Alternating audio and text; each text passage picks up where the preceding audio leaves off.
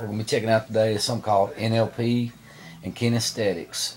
What NLP is it's kind of like hypnotism. It is hypnotism, basically, but it's something that happens naturally. People do this naturally in social settings. But what you'll do is, like, when you're talking, you might touch the person. You might ask them, like, something that they like, like, what's your favorite ice cream? When you ask them their favorite ice cream.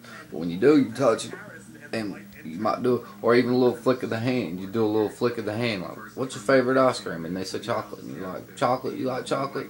They're like, yeah, I like chocolate too, and I love the way it tastes, And they're like, yeah, me too, I like the way it tastes. And then as you talk and you build rapport, you might talk about a couple other things, movies or whatever, you know what I mean? Just stuff that you like, you know what I mean? And you're just connecting on that too.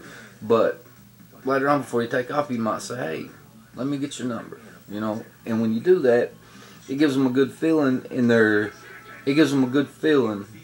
subconscious, and a good trust, to let them know that, that it's okay to give the number. Or you might say, hey, let's me and you hang out sometime. I'd really like to hang out with you. Or you don't want to say don't never give that much interest until it's given to you. But say, me and you should hang out sometime. And then they'll go along with that, the chocolate response in their subconscious, and they'll want to hang out with you. And that's NLP. Kinesthetics is just light touches and the escalation to the touches. Or when you're talking, you'll, like if you're sitting next to them and your knees right here and theirs right here, you'll, might touch and bring away, touch and bring away, Also, never face somebody until they face you.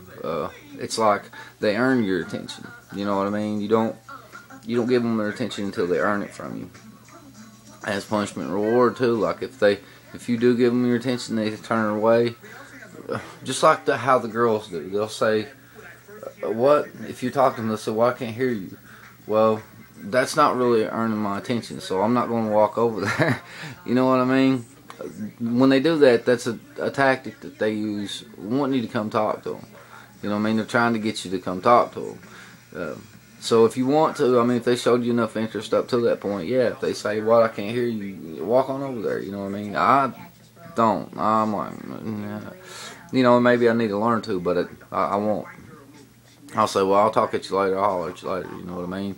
And in turn, it makes you look more attractive, because that's another hoop that they throw up. They probably really want you to come talk to them, but if you don't, then that'll make them, that much more, they want to control you. They want to control you a little bit. They want you to, give in to them some. You know what I mean? But like, don't give them too much. Usually it's they're the ones calling the shots. You know what I mean? And they just let you think you are. But this way, you really are the ones calling the shots. Because you don't give unless you want to give. You know what I mean? And without them controlling you. It's always, if you give something, it's because you want to and not because they coerced you into it. You know what I mean? So that's NLP, kinesthetics, and plus all these stuff, these tactics are for analytical people. It's basically what it's for, nerds. Because if we have a strategy for doing something, a lot of times you're overthinking in your head. When you're overthinking in your head, you are, unless something can tap into your emotions easily. But if you think, okay, if somebody, because you're over here thinking and you're studying in your head, and then you'll be attacked by an outside force because you're usually the outsider. You're thinking in your head, and you'll have some people attack you, and that really gets to you because you didn't bother them people. You know what I mean?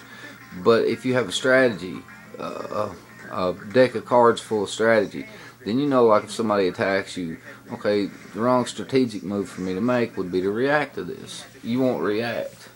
You just won't react to what they're doing.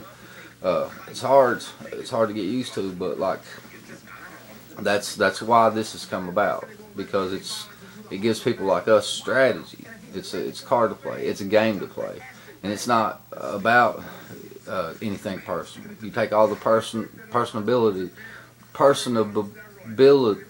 out of it. That that's like where I was at my job. A lot of them took stuff personal, and I wouldn't. To me, I was playing a game. Some stuff I did get personal with, but like it makes it less personable and makes it more of a game, and it makes it a lot easier for the analytical guy. Makes it a lot easier for us because we're more. When you're analytical, you're more out of control of your emotions because you don't nurture emotions like you do. You're more nurturing your mind. You know what I mean? You're not nurturing your social skills. You're more nurturing your mind. Is what you're used to doing. So if you take the emotional, personable side out of it, and you put it over here, the mind side of you that you're used to dealing with, then it makes it a lot easier for you. And it's all strategy, man. All right. Thank you.